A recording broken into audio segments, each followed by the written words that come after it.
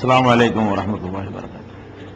கண்ணியத்திற்குரிய எல்லாம் வல்ல அல்லாஹ் ஜல்ல ஷானஹு தஆலாவின் நல்லடியார்களே, இந்த நிகழ்ச்சியிலே நாங்கள் சொல்வது என்ன என்ற தலைப்பு தரப்பட்டுள்ளது. இதற்கு காரணம் என்னவென்று சொன்னால், நம்முடைய சமுதாயத்தைச் சேர்ந்த பலர்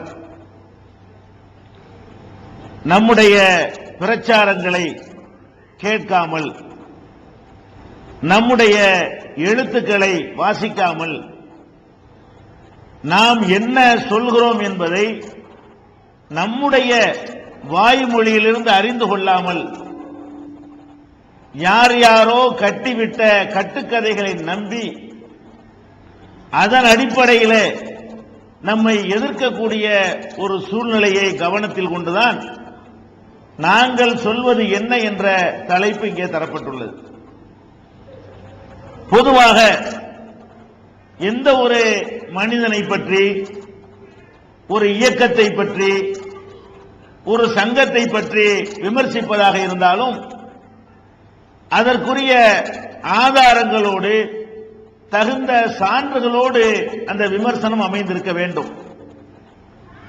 ஆனால் தௌஹீத் ஜமாத்தை பொறுத்தவரை அதை விமர்சிக்கிற பலரும் எவ்வித அடிப்படை ஆதாரம் இல்லாமலும் பொய்யான அவதூறுகள் அடிப்படையிலும் தான் விமர்சனம் செய்து கொண்டிருக்கிறார்கள். அதனால் நாங்கள் என்ன சொல்கிறோம் என்பதை தெளிவாக அத்தகைய சகோதரர்கள் இங்கே இருப்பார்களே ஆனால் அவர்களுக்கு விளக்க வேண்டும். இதுதான் இந்த தலைப்புடைய நோக்கம்.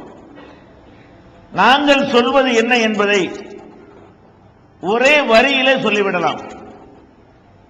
நாங்கள் என்ன சொல்கிறோம் என்றால், நம்முடைய வாழ்க்கை நெறியாக நாம் நேர்வழி பெறுவதற்காக அல்லாஹ் குர்ஆன் என்ற ஒரு பரிசுத்தமான வேதத்தை தந்திருக்கிறான். அந்த வேதத்தில் உள்ளபடி முஸ்லிம்கள் வாழ வேண்டும். அந்த வேதத்தை விளக்குவதற்காக வாழ்ந்து காட்டிய நபிகள் நாயகம் ஸல்லல்லாஹு அலைஹி வஸல்லம் அவர்களுடைய சொல் செயல் அங்கீகாரங்கள், ஹதீஸ் என்று சொல்லப்படக்கூடிய, சுன்னத் என்று சொல்லப்படக்கூடிய அந்த நபி வழி, இதன்படி நம்முடைய வாழ்க்கை அமைத்துக் கொள்ள வேண்டும். இதான் நாங்கள் சொல்லக்கூடிய செய்தி. நாங்கள் இந்த 1980 ஆரம்பித்த எங்களுடைய பிரச்சாரம் இன்று வரைக்கும் இந்த இரண்டு அடிப்படையில் தான் அமைந்திருக்கிறது. இஸ்லாம் என்ற பெயர்ல நாம் எதை செய்தாலும் குர்ஆன்ல இருக்குதா, நபிகள் நாயகம் ஸல்லல்லாஹு அலைஹி வஸல்லம் அவர்கள் சொன்னார்களா, அல்லது செய்தார்களா, அல்லது அனுமதித்தார்களா என்ற அடிப்படை இல்லாமல் இஸ்லாத்தின் பெயரால் நீங்கள் செய்கிற அனைத்து காரியங்களை விட்டு விலகுங்கள். நீங்கள் இஸ்லாம் என்ற பெயரிலே புதிய புதிய சமாச்சாரங்களை எல்லாம் நீங்களாகவே கண்டுபிடித்து மறுமையிலே வெற்றி தரும் என்று நினைத்து உங்களுடைய மறுமை வாழ்க்கையை பாழாக்கி விடாதீர்கள். இதைத்தான் நாங்கள் 25 ஆண்டுகளாக சொல்லி வருகிறோம். இப்படி சொல்லும் பொழுது எதையெல்லாம் இஸ்லாம் என்று தப்பாக நினைத்துக் கொண்டிருந்தார்களோ, செய்து கொண்டிருந்தார்களோ, அதன் மூலம் ஆதாயம் அடைந்து கொண்டிருந்தார்களோ அவர்களுக்கெல்லாம் கோபம் வருகிறது. ஆஹா, நம்ம இதைத்தானே இஸ்லாம்னு சொல்லி மக்கள்கிட்ட ஏமாத்தி கொண்டிருந்தோம், அதுக்கு ஆபத்தாகிவிட்டது. இதுதானே நம்முடைய அப்பன் பாட்டன்மார்கள் நமக்கு சொன்னார்கள், அந்த பாரம்பரியத்தை எல்லாம் இவர்கள் கெடுக்க பார்க்கிறார்களே, இந்த ஒரு ஆத்திரத்தின் காரணமாகத்தான் நம்ம எதிர்க்கிறாங்க. முதல் விளங்கிக்கணும், எதிர்க்கிற காரணம் வேற எதையும் எதிர்க்காம நம்மளை மட்டும் எதிர்க்கிறாங்க. நீங்க நல்லா சிந்திச்சு பார்க்கணும். நம்ம தவறான ஒரு கொள்கையில் இருக்கிறோம் என்பதற்காகத்தான் அவர்கள் எதிர்க்கிறார்கள் என்றால், அவர்களே தவறு என்று ஒப்புக்கொண்ட பல விஷயங்களை எதிர்த்திருக்கிறார்களா? வரதட்சணை எதிர்த்தார்களா? வரதட்சணை வாங்குற திருமணங்களுக்கு இந்த மாதிரி அரங்கத்தை கொடுக்காது என்று சொல்லியிருப்பாங்களா? வட்டிக்கு எதிராக ஏதாவது செஞ்சிருப்பாங்களா? சினிமாவுக்கு எதிராக ஏதாவது பண்ணியிருப்பாங்களா? சினிமா கொட்டைக்கு முன்னாடி போய் ஆர்ப்பாட்டம் பண்ணியிருப்பாங்களா? எல்லா விதமான அனாச்சாரங்களையும் செய்யக்கூடியவர்கள் பிரமுகர்களாக, சமுதாய தலைவர்களாக, பள்ளி வாசலுடைய நிர்வாகிகளாக எல்லாம் இருக்கிறார்களே, அதையெல்லாம் எதிர்க்காம இதை மட்டும் எதிர்க்கிறதுக்கு என்ன காரணம் இருக்க முடியும்? அப்ப தவறு என்பதற்கு எதிர்க்கிறதாக நினைத்தால் எல்லா தவறையும் எதிர்க்கணும். அவங்க கருத்துப்படி நாங்கள் சொல்வது தவறு என்றால் எல்லாத்தையும் எதிர்க்கணும்ல. எல்லாருக்கும் இந்த நாட்டில், இந்த உலகத்தில் எந்த ஒரு நாட்டில் அனுமதி இருக்கிறது. இந்த ஏகத்துவத்தை சொல்பவர்களுக்கு மாத்திரம்தான் உலகத்தில் எல்லாரும் கச்சை கட்டி கொண்டு தங்களுடைய முழு சக்தியையும் பயன்படுத்தி எதிர்க்கிற காட்சியை பார்க்கிறீங்க. அதனால நீங்க புரிந்து கொள்ள வேண்டிய விஷயம் என்னவென்றால், இந்த ஏகத்துவத்தை நாம் சொல்லும் பொழுது, குர்ஆன் ஹதீஸ் அடிப்படையில் வாழ வேண்டும் என்று சொல்லும் பொழுது சில பேர் பாதிக்கப்படுகிறார்கள். உதாரணத்திற்கு நான் சில செய்திகளை உங்கள் முன்னால் நான் பதிவு செய்கிறேன். இப்ப நாம முஸ்லிம் என்று சொல்லக்கூடியவர்கள் தர்காவில் போய் தங்களுடைய தேவைகளை கேட்கிறாங்க.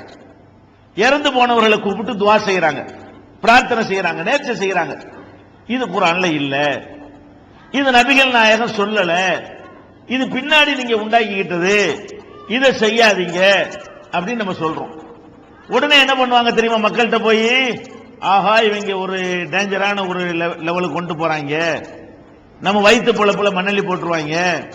அதுக்காக என்ன பண்ணுவாங்கன்னா அவுலியாக்களை திட்டுறாங்க. இவங்க மக்கள்கிட்ட கொண்டு போய் சொல்றது. நம்ம இந்த தர்கா வழிபாடு இஸ்லாத்துல இல்லைன்னு சொன்னா அதை எப்படி மாத்தி போய் மக்கள்கிட்ட சொல்லுவாங்க?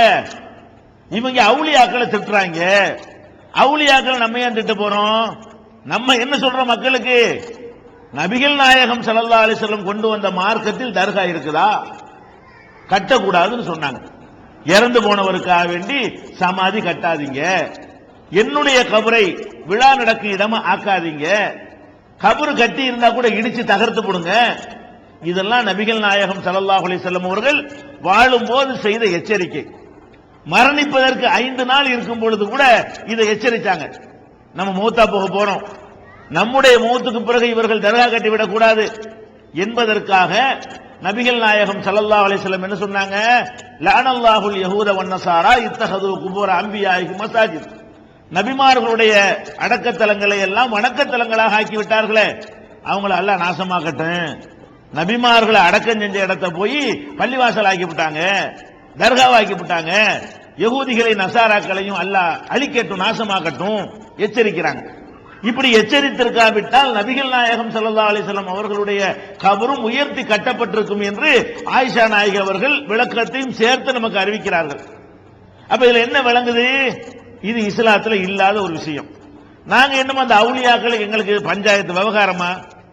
அவர் எங்களோட படிச்சவரா? எங்களுக்கு அவருக்கு ஏதாவது கொடுக்கல் வாங்கல் இருக்குதா? எங்களுக்கு அவருக்கு முன்பகை ஏதாவது சண்டை சச்சரவு ஏதாவது உண்டா? ஒண்ணும் கிடையாது. எதுக்கு நம்ம எதிர்க்கிறோம்? அவர் யாருன்னா நமக்கு தெரியுமா? அப்துல் காதர் ஜிலானிங்கிற, சாவுல் அமீது அவர் யார் நமக்கு தெரியும்? பார்த்தோமா? நம்ம எதுக்கு அவரை போய் எதிர்க்கணும்? அல்லாஹ் ஒரு சொல்லாத ஒண்ணு எதுக்குப்பா இஸ்லாத்தின் பேர்ல செய்யறீங்க? இதான் மேட்ரு. அல்லாஹ் ஒண்ணு வேணான்னு சொல்லிட்டான், அல்லாஹ்வுடைய ரசூல் ஒண்ணு வேணான்ட்டாங்க. எல்லா சக்தியும் அல்லாஹ்வுக்கு தான் இருக்கு, யாருக்கும் அல்லாஹ் பங்கு வச்சு கொடுக்கல. எதுவா இருந்தாலும் அவன்கிட்ட கேட்கலாம். மனிதர்கள் பலவீனமானவர்கள், நபிமார்களுக்கு கூட அந்த மாதிரி அதிகாரத்தை அல்லாஹ் கொடுக்கல. எதுக்கு போய் இதை கேட்கறீங்க? இதை எப்படி மாத்திரம்